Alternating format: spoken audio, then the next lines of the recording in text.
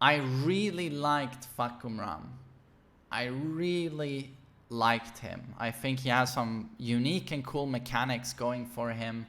And his design has actually, I really disliked it at first, but it has grown on me a little bit.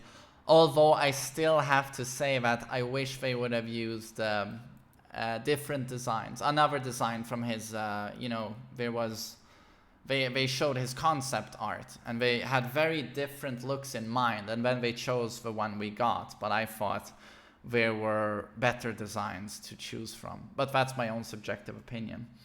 But I've really started to dislike Fakumram. I see more and more of the gameplay problems of the character and how easy he is, and how he represents, you know, these super strong DLC characters that are, to be honest, quite pay to win. I think that's a problem you can see throughout most of Tekken DLC, to be honest. You know what, I'm gonna pause this and I'm just going to, with my trusted old pad here, go to the character select screen and just go to the DLC. And we can talk about the tier placement of the DLC characters, but also on in a more general way, the tools DLC characters have, which many times make legacy characters look like jokes, at least to me. So I'm gonna go into practice, and I'm going to choose left side because these days I'm a lefty. You've probably heard left-handed people in general have slightly more intelligence, and that obviously goes for people who play on the left side in Tekken. That's me, I'm a lefty, man. So what do we have at the top? These are our DLC characters. Here we have Ganryu, Zafina, Julia, Marduk, Anna, Geese, Noctis, Lei Wulong, Armor King, Negan, Leroy, Fakumram. What we can say in general here is that we find some of the easiest characters in the game, and actually the easiest characters in the game in terms of effort put in and efficiency gained. Do you understand what I'm saying? The amount of work you put in for the amount of output you get on those few hours you've put in. No characters come close to the characters you find here at the top. Leroy is the worst example of this. If you talk to professional players, they'll probably say Leroy is around top 5. And they, you know, gain some places, drop some places, but the placing is about top 5 on Leroy. But if you're completely realistic and you take into account, as I like to do, we take into account you and me, not just professional players, every single person who plays Tekken online or offline, that's the best character in the game. Easily. It takes nothing to succeed with Leroy. The character does everything for you with his orbital, his absurd parry, his strings, his hermit stance, his combos, the way he leaves no options for your opponent. Oh, have you mastered backdashing and sidestepping? You know, all of your life? Don't worry. Here comes a green rank Leroy who will either do a back 4 or a hell sweep, and there's nothing you can do about it. All you can do is take a guess. Yeah, that's fun. And of course, no execution involved. Negan is quite an underrated character, but he's very strong. And again, very, very easy. And has all of these characters with DLCs, they get access to really cool mechanics that most legacy characters just don't. So there is an element here of DLC pay to win, in my opinion. I didn't think it at first, but the more we've gotten content with Tekken 7, I feel that the DLC is pay to win. So of course you have Power Crush Launcher, you have a super fast backlash from intimidation stance, you have crazy range, you have an unbreakable throw that wall splats, the easiest combos in the game in terms of damage and wall travel. Fakum Ram, I'm not even going to start discussing him. He has tag 2 movement in Tekken 7. Easily the best movement in the game. He has the best range in the game. One of those is forgivable, but when you combine those two, you have a problem. And when you have his mix-up options, you have a problem. When you have his punishment tools, you have a problem. When you have his easy mode, Brian has access to a taunt to guard break at the wall for big damage. Oh, we need an easier version of this because this is DLC. In comes Fakum Ram. And you've seen what he does with his easy mode guard break. And of course his busted hitbox. Say no more. Armor King is not a busted DLC. He's the opposite. But that's because he's a legacy character. Legacy characters are allowed to suck and be crap. Legacy character. Noctis is not busted. A pro player would say, oh, big weaknesses. And they're correct. He does have weaknesses. He doesn't have a dick jab. Chokes somewhat under pressure, although he has a nice parry. And a down for 2 out of the blue will catch you. But he's a DLC character, so he must have something, right, that breaks the game a little bit. Well, what's it called? The engine sword. The aura. While running 1+2, down back 2. He has a 50-50 that for most people is unseeable and has 3 times the range of any other mix-up in the game. Literally. And there's 0 execution. It is mash buttons. Again, a character that will carry any player, no matter how limited your own talent is.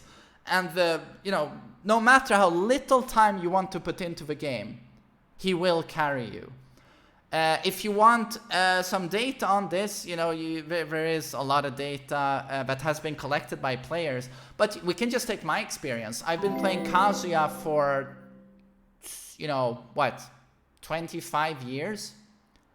I tried desperately to get him to Tekken God Prime. Many characters I struggled to get to Tekken God Prime. He was my first Tekken God Prime after having played him for 4 days. Do I have to say anything else? Probably not. Eliza is weak, but she is allowed as a DLC tools and rule-bending utility that throws everyone off. A competitive player will dominate on Eliza, but Eliza will dominate everyone else, basically, because everyone will fall to the matchup, because the matchup is so weird, and you see her too seldom to learn it to a satisfactory degree. Geese Howard is, in my opinion, arguably the worst example. Oh, no, Leroy is the worst example of balance in terms of output to efficiency. Geese, you actually have to put in some work, but when you've put in that work, you have a character who is a joke. I love Geese Howard. I think he's a really cool design. He's the coolest character from King of Fighters. I'm so happy they brought him to Tekken, but he's a joke.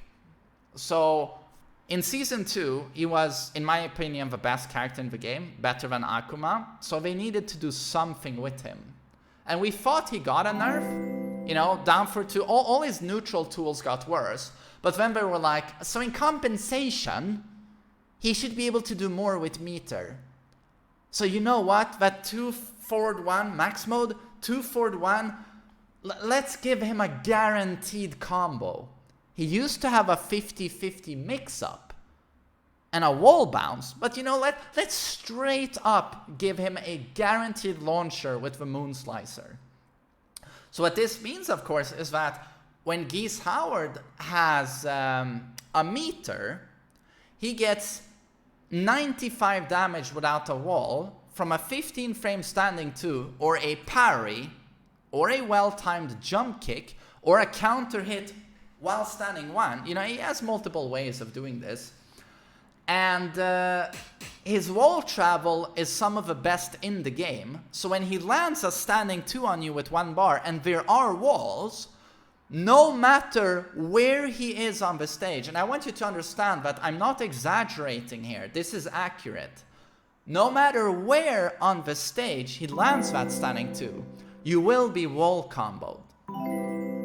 So if there are walls, you should see this as like 120 plus damage, and then you trying to desperately wake up and stand up at the wall against a character who has ridiculous wall pressure. So I don't understand how anyone sees that as balanced.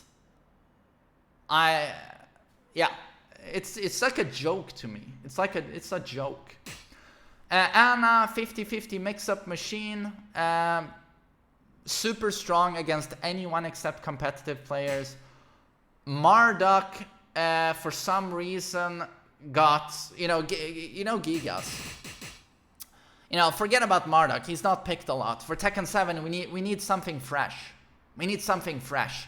In comes Gigas, we failed horribly. No one likes the design, basically. He has no identity. What's that? No personality, just a mindless grunting machine. And his gameplay isn't terribly interesting. Okay, bring back Marduk for Season 2. And again, the right choice. People like Marduk. But what's up with his damage? What's up with Marduk's damage? The ground throws at the wall? What the hell is that? Rage drive? What is the combo damage? Why does Gigas have a down back 2 that does what it does and is minus 14? Marduk has the same thing. It's minus 12, and on counter hit it does 60 damage and floor breaks. Can someone explain that to me? No, you can't? And his tackle. I mean, his tackle, it's Marduk's identity, he can keep that, but there's just so many ways where I just don't understand. This is the Tekken 7 vanilla Marduk. He's useless. But now we have a DLC Marduk, where people actually pay some extra cash, and he's a complete fucking monster in comparison. Yeah, Julia, another DLC character, absolute monster. Absolute, probably the best female character in the game. It's either her or Alyssa. But Alyssa, anyone can play. Julia is technical. But if you have the execution and the mind games, I think Julia is the best female character. And her combos? Who balanced her combos? I don't understand. What? Take the biggest stage in the game and put 2 of them next to each other, so you double the size of it. She can still wall travel wall to wall, basically. Zafina is also basically a joke. Oh, let's give her the best movement in the game. Well, until this guy came along, Zafina had the best movement. Just absurd. And of course, absurd mix-ups, 50 snake edges, devastating wall combos. Some of the best win-loss ratio in the game. Everyone gets destroyed by Zafina. So yeah, again, if you want to win, pay for Zafina and no one knows the matchup. Just dominate everyone. It's like Sonic Fox is a genius, and he got a Tekken character to Tekken God Prime in very short time. No matter the character you play, that is incredibly impressive, and hats off to Sonic Fox. But I wasn't too surprised when I heard it was Zafina. I was like, oh, okay, no one knows the matchup. Oh, Jesus. Thanks, Shanked. Is starting the game with Kazuya. People don't know the matchup. You get away with a shitload with Zafina. I didn't have trouble getting her to Tekken God Prime, and I'm no Zafina player. Had he gotten a Mishima, Steve Fox, or Brian to Tekken God Prime, I would have fainted in comparison. That would have been incredible. Well, it still is incredible. Ganryu is a DLC character. Ganryu in the old games, he's very oppressive. He has some crazy frames up close. He has some range issues, but he has some crazy frames. But now he's a DLC character. People are gonna pay money. What do we do? Oh, let's give him another bullshit gimmick stance with crazy 50-50s. And you know his old back forward one? Where he steps away and then slaps? That should back turn. But not only on counter hit, but on a normal hit. And it's mid. Boom, back turns the opponent for a 50-50 that launches. But most people, no one knows Ganryu. How many times have you fought Ganryu? You know, so what you do is he gets pretty much always 2-1-2 after back forward one in the back, and you've just lost. You've just lost. Oh, you know what? People paid extra money for this character. You know what he needs? In his dumbass pressure stance, he needs an unblockable where he goes super low, dodges everything, and then he sumo runs in 10 meters and shoulders you very fast. And it's like you get hit by a rage drive, like Paul's rage drive. You fly 1 kilometer into the wall, and you get that wall bounce, you know, from any range. And this is the balance of DLC characters. Do you see any of these guys doing shit like that? I tell you, honestly, I thought about this. I tell you, I thought at first people were exaggerating, saying Tekken 7 DLC is pay to win. But the more you see of it, the more you understand that those characters are allowed tools that other characters don't have.